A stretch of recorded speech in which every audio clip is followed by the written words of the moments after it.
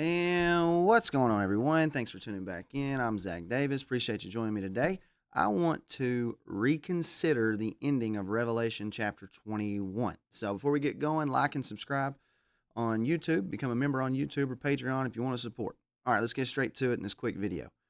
In Revelation chapter 20, we see the binding of Satan, then the release of Satan. So amillennials, postmillennials, and a fulfilled eschatology all see the binding of Satan traditionally these days in the ministry of Jesus or sometime around that, and I agree with it. Okay, so then you've got to get into your discussion on Satan, a supernatural entity, Satan, Old Covenant Israel.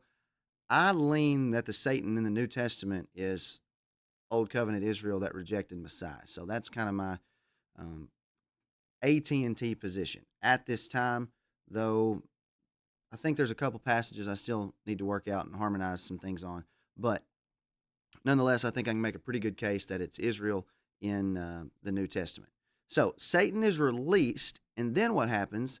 You have the idea of the gathering together for the battle. But I think might have been something that I've kind of overlooked and maybe not thought about enough and just kind of attributed something to Rome that may not necessarily be Rome. So let's read the releasing section, and then we'll kind of discuss a little bit about it. When the 1,000 years have expired, Satan will be released from his prison. Now, if you go back to the restrainer stuff that I've been doing with the Apostle Paul and thinking about how if that ministry of those who are the apostles, once that ministry is taken out of the way, that releases the onslaught from the church, from the old covenant, to really persecute the church and be more successful than she was during the time of the binding, then it really kind of changes the way that you think about some releasing of Satan. So when I'm thinking about releasing of Satan now, well, this is not a time where Satan is going to gather the good guys, Rome, which has been my traditional thought on this text, that, okay, well, Satan gathers Rome to come and do this, to bring this judgment, and then somehow whoever it is that comes is the one that's destroyed, and that doesn't make sense because Rome doesn't get destroyed. So think through that with me. Satan will be released from his prison and will go out to deceive the nations which are in the four corners of the earth. So if Satan is the one who was bound up here at the top for the 1,000 years, okay, if Satan is Old Covenant Israel, bound so that she can't deceive the nations, who, by the way, 2 chapters ago, Babylon the harlot was deceiving the nations, and I take that to be Old Covenant Israel, Babylon the harlot, so I don't know why she wouldn't be the Satan here, the one who stands in opposition to the people of God. So now, instead of the Old Covenant not being able to overcome the saints, now she can overcome the saints, like early in the book of Revelation, where she's going to come and throw them into prison and do some other things like this. When the 1,000 years have expired, Satan will be released from his prison and will go out and deceive the nations which are in the four corners of the earth. I take that to be the known world, Gog and Magog, to gather them together for the battle. Okay, so we've got a gathering for the battle, and this is the battle of Armageddon, whose number is as the sand of the sea.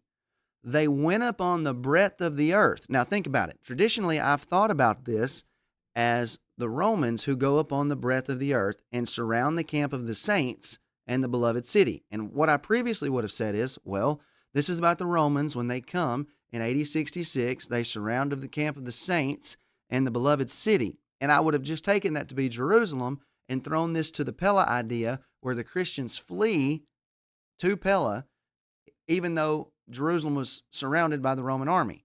Well, that doesn't work because it doesn't say that she surrounded Jerusalem, the bad guys. It says that she surrounded the camp of the saints, the believers, the beloved city. Well, the beloved city in the New Testament, it's not physical Jerusalem.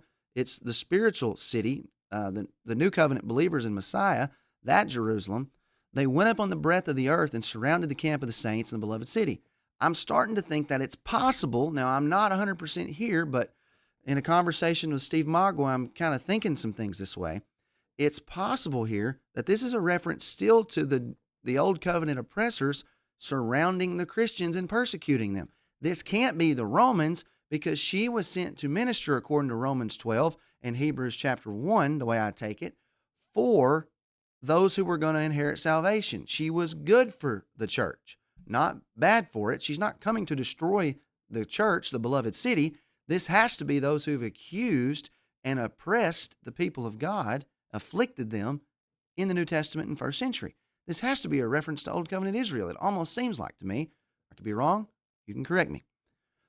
Watch this. Fire came down from God out of heaven and devoured them. Now, friends, God sends Rome. Rome is the one that he sends to come bring the judgment. They are the fiery judgment. Rome doesn't get consumed in AD 70. Rome consumes Satan and Old Covenant Israel. That makes perfect sense. So watch this. Fire came down from God out of heaven. That's the Roman army coming, and devoured them. Devoured who's? Who's the them? It can't be the Romans. They did the devouring. The them would be the rejectors, those who would face the judgment, just like it's predicted all in the New Testament. That makes perfect sense in my mind. The devil who deceived them was cast into the lake of fire and brimstone, where the beast and the false prophet are. And I take that beast connection, and everybody's like, well, it's got to be the sea beast.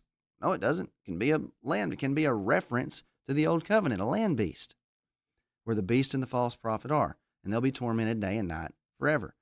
That makes far, far, far more sense to me if that releasing of Satan, the gathering of the nations, and the ones that are devoured is a reference to Old Covenant Israel, and me not forcing that to be Rome. That never made sense in my paradigm. So I'd be interested in your guys' thoughts on that, and maybe see what you guys think on it. And that could be a complete whiff on that, but I'm just throwing this idea out there as I'm thinking through that text. It makes a lot of sense to me. So anyway, I'll do more on Gog and Magog stuff at the end of Esther, and you'll be able to see that coming out in several weeks. So thanks, guys, for the support. We'll see you soon. Enjoyed getting to see everybody in Virginia, and God bless.